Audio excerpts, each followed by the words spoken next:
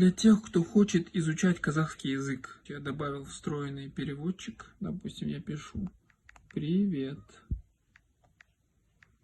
Я пишу «Привет», вот переводчик «Салем» предлагает. А раньше на айфоне, даже на 10 X, у меня эта система подтормаживала. Особо я ее отключал, только были переводы по запросу настроены. Сейчас на 13-м айфоне я уже, 13 Pro у меня. Здесь я могу переводить все слова, как предлагает халай или сияхта, да? Допустим, как дела? Қалың қалай? Қал жағдайың қалай? Два варианта предлагает. Допустим, я выбрал қалың қалай? Привет. При алдында, жадында, сонымен қатар. Привет. Вот, допустим, салем. Что делаешь? Что? Не мини.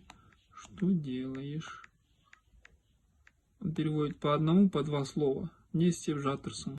Ну, здесь 250 тысяч слов сейчас. Где-то через месяц-полтора я собираюсь еще сделать, немножко обновить. Сделать так, чтобы те слова, которых нет в моем словаре, будет автоматически подключаться Google Translate. Пока вы можете вот так вот переводчик подключить. Любое слово. И даже когда вы на русском общаетесь, допустим, сегодня, допустим, я написал backspace вот одно.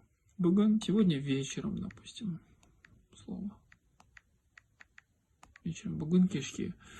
То есть вы можете даже общаться на русском, не обязательно общаться на казахском, но вы будете замечать вот эти слова, и постепенно вы изучите казахский язык.